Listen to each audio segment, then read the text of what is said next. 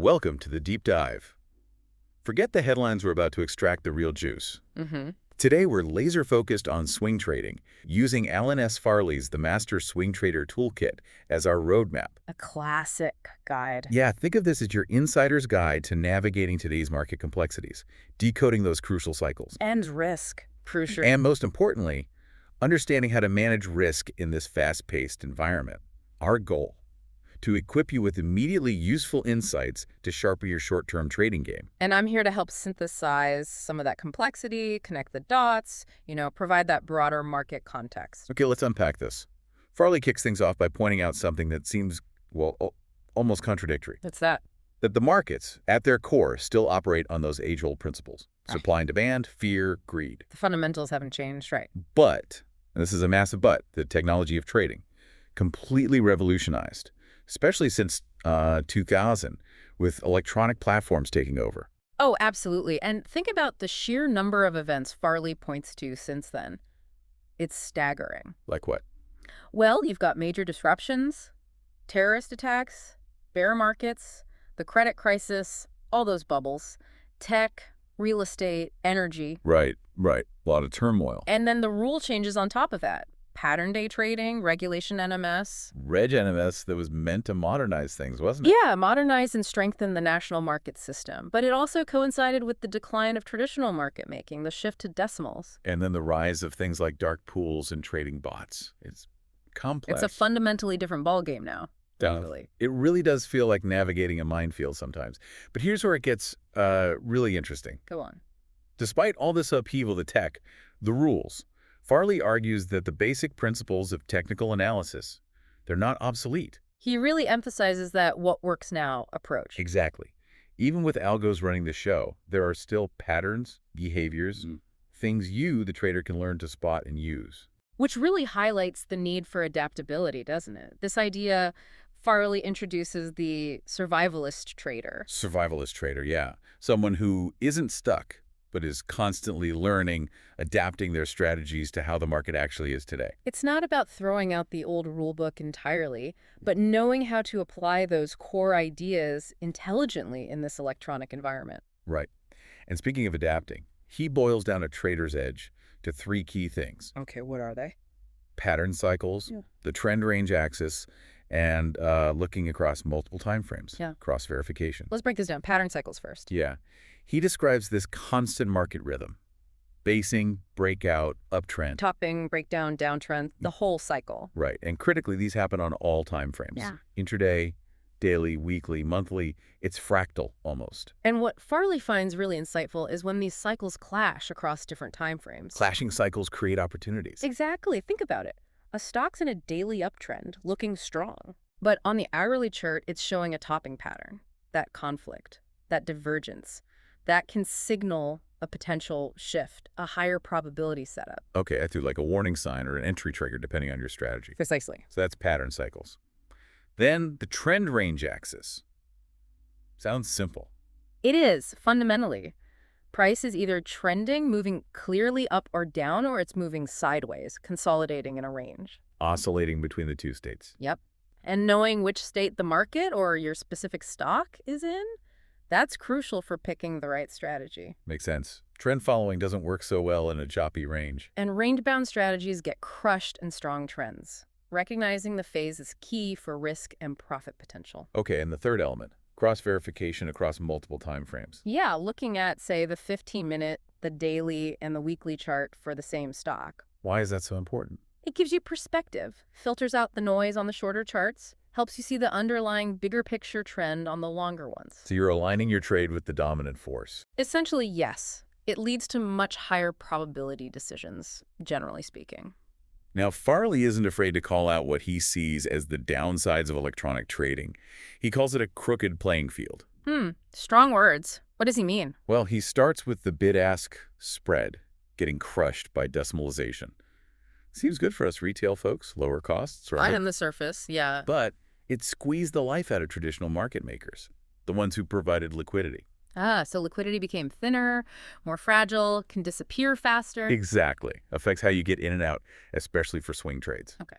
What else makes it crooked? Index futures and program trading. He talks about these huge algo-driven forces. The big institutions moving markets. Yeah, and how small moves in futures like the S&P 500 can suddenly impact individual stock prices, like invisible puppet strings. You see bids just vanish across unrelated stocks sometimes. Right. It highlights how interconnected and fragmented everything is now. The old order book where you saw depth, mostly gone. Replaced by these super fast cross-market algorithms. Hard for a human to even track. He also mentions the trade-through rule and how dark pools and ETFs became the preferred spots for these algos. Taking volume off the public exchanges. Dark pools offer anonymity for big block trades, right? Exactly. And the result, Farley argues, is that derivatives, especially options, now have this massive influence over the underlying stock prices, sometimes even overshadowing basic supply and demand in the short term. That's a significant shift, another layer of complexity for swing traders. Absolutely. But it's not all doom and gloom. He does offer specific ways to observe and maybe even use some of this program trading behavior. Okay, like what? He talks about empty at the open. Basically, with fewer market makers right at the open, spreads can be surprisingly wide. So a brief window of illiquidity. Yeah. And if you're alert, maybe you can place a limit order just right, grab a quick profit before things normalize. Needs speed and precision, though, especially on exchanges like the NYSE where openings can be staggered. Definitely. Then there's the step-down, step-up pattern. Okay. He describes these little persistent bid-ask wiggles that happen during big buy-or-sell programs in the futures. Like mini oscillations? Kind of. Price dips slightly, bounces a bit, but doesn't fully recover, then dips again, repeatedly. So the idea is to spot when that program might be ending. And trade the next expected move, using the little counter move as your entry or exit. Interesting. Requires watching the tape closely. Yeah. And the last one is pop tops or pop bottoms. Sounds like a reversal pattern. Sort of. It's like advanced tape reading. Algos sniff out hidden liquidity pools. Price makes a quick, high-volume surge into that level, then boom, reverses sharply. Like a false breakout or breakdown designed to grab liquidity. Exactly. And Farley suggests experienced traders can sometimes fade. These pops bet on the immediate reversal. A contrarian play. Needs good timing and understanding of exhaustion, especially if it pushes past a key level, then snaps back. Right, trapping the breakout crowd. Okay, interesting observations. Now, shifting gears a bit, Farley really stresses how critical time is for trade management. In what way? Well, in 4 key ways. But a big part is just understanding market cycles across different durations. Intraday, daily, weekly, monthly. The different rhythms again. Yeah. He points to the morning cycle, how pre-market action can set the tone, especially on big news days. You mean the initial reaction might not be the real move? Sometimes, yeah. Price might spike or drop on the news, hit a high or low, and then reverse later as the market digests it. And he also mentions that post-opening lull, right? More illiquidity right after the bell. Yep, partly due to fewer market makers again. And the old opening bid system isn't as big a deal anymore, contributing to wider spreads initially for some stocks. Got it. Makes sense. But where time gets really interesting is options expiration week, that monthly event. Ah, yes. OPEX week. Always a bit wild. Farley dedicates a lot of space to it, calls it intense jockeying as contracts expire. He says step 1 is gauging the overall sentiment going into that week. Are buyers or sellers feeling the pressure? Exactly. That context is key. Then he brings up max pain. The price where the most options expire, worthless. That's the one. And also magnetic strikes, those big round numbers, half numbers, where lots of options are open. So the idea is price gets pulled towards these levels during expiration week. Kind of. He suggests you shouldn't expect strong trends to just continue smoothly during OPEX week. There are other forces at play. Institutions managing positions. Right, you might see a sharp rally one day, then it gives it all back later in the week. Things end up pinned near a certain strike. Yeah, he says it's common for indexes to end up not far from where they started the week, and stocks near 52-week highs or lows. Particularly vulnerable. Very. Prone to shakeouts as they attract retail interest and skewed option positions. Okay, so are there specific strategies he suggests for OPEX? A couple, yeah. He mentions maybe buying a stock after it sells off into a big strike price, say Wednesday to Friday afternoon. Or the opposite, shorting a rally into a strike. Right. Or spotting liquid stocks, trading just below or above a magnetic round number early in the week and trading towards that magnet. But he adds a caveat, right? About new highs or lows. Yeah, he cautions that the base setups might be when the magnetic strike isn't a fresh high for a strong stock or a new low for a weak one. Because that conflicts with the generally non-trending vibe of OPEX week. Seems so. And he stresses taking profits quickly, aggressively, because reversals can be sharp. Makes sense. Quick recap of the OPEX takeaways. Sure. Key things are: market often pushes towards max pain. Generally wise to reduce exposure, be wary of standard breakdowns, figure out who has more to lose, buyers, sellers, based on open interest. Stocks near 52-week extremes are volatile. And OPEX influences short-term moves but rarely starts a new major trend. Good summary. And he briefly mentioned window dressing, too. Oh yeah, end of quarter stuff. Funds buying up winners to make their portfolios look good. Another seasonal distortion. All these time-based factors traders need to be aware of. Definitely. Okay, let's talk relative strength. Farley argues that good market timing, really crucial for profit, depends on several things. Not just picking the right stock. No. It's trend relativity, how it's doing, versus the market. Your holding period, day of the week, those seasonal factors we just discussed. Getting the direction right and the timing right consistently, that's the challenge. Exactly. He says getting one right might be easy, but getting both consistently, that's the edge. Bad timing ties up capital, even on a good entry price. And a bad entry price, even with good timing, increases risk. Right. So to help find these buy-sell cycles, he's a big fan of the stochastics oscillator. A momentum indicator. Yeah, he says it's one of his favorites, alongside things like on-balance volume and moving averages for spotting momentum shifts. And the settings depend on your time frame, presumably. Faster for short term, slower for longer term. Exactly. Like 14.77 he mentions for longer swings, filtering out noise. Okay, but an indicator is only useful on the right stocks. How do you find those? He recommends using data sorting, specifically price versus the 200-day moving average. Ah, classic relative strength measure. Yeah, he gives the formula basically current price minus the 200-day divided by the 200-day times 100 gives you a percentage. So you can quickly see who's strong, way above the 200-day, and who's weak, way below. Right. And then maybe filter that list for stocks also near 52-week highs for strength or lows for weakness to find compelling candidates. Makes sense. Focus on the leaders and laggards. He also talks about using longer-term relative strength indicators, suggests the really slow stochastic setting like 17.17.1 as a proxy for smoothed RSI. What's the benefit of that super slow setting? To highlight the bigger monthly buy-sell swings, potential major turning points in stocks or indexes, like an early warning system. Seeing the forest, not just the trees, provides clues before price fully confirms a reversal sometimes. Exactly. And speaking of reversals, he flags a few key things to watch for. Reversals often happen after new highs or lows, those to be reversals. Also, sometimes decreasing volatility precedes a turn. Interesting. Less noise before the storm. Maybe. And be wary of high-volume blow-off tops or bottoms, where everyone piles in and then it immediately reverses. Capitulation points. Yeah. And he circles back to how calendar events, OPEX, Turnaround Tuesday, can sometimes just override normal supply-demand short-term. Those seasonal forces, again, can be powerful even if they seem illogical from a pure technical standpoint. Right. Okay, moving into actual survivalist strategies. Yeah. He emphasizes convergence-divergence, drawing from Dow theory. The idea that related markets or indicators should confirm each other's trends. Exactly. If they diverge, one goes up, the related one goes down or sideways, it's a warning sign, potential trend weakness or reversal. A core principle. How about short selling?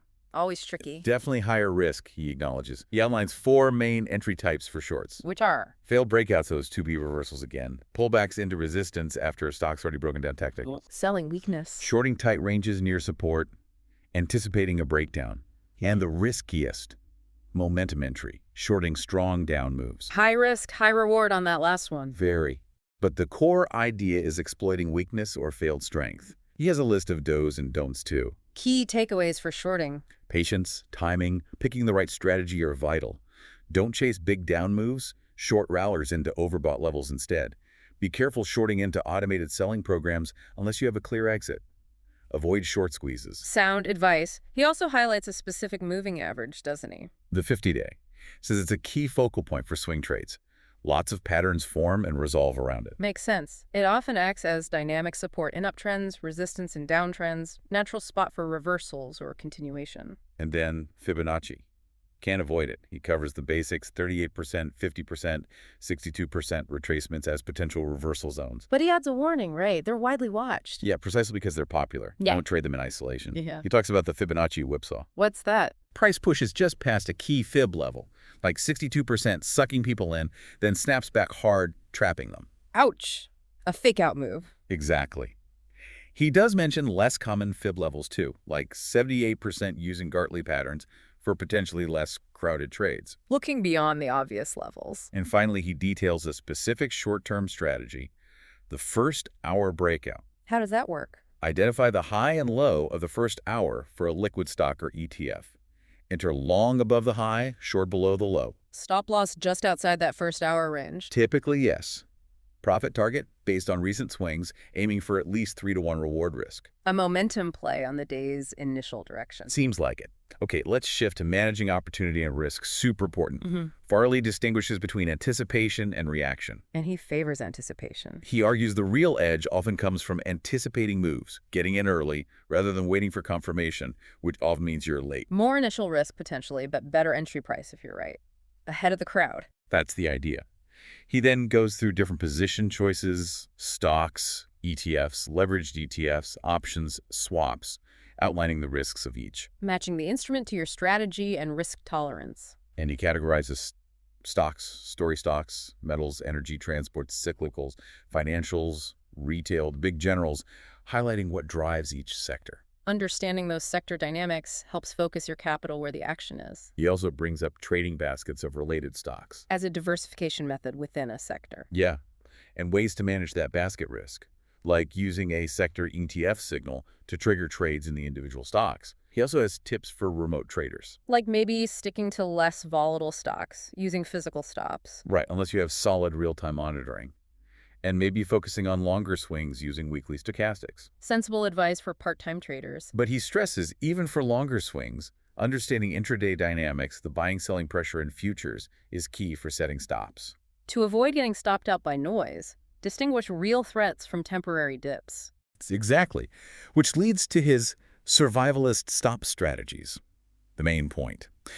Place stops away from obvious support resistance. Why? To avoid the rinse jobs. That's the term he uses. Those frustrating dips below support or spikes above resistance that trigger stops, then price reverses. Deliberate moves by bigger players sometimes to grab shares cheaply or trigger stops. Seems to be the implication.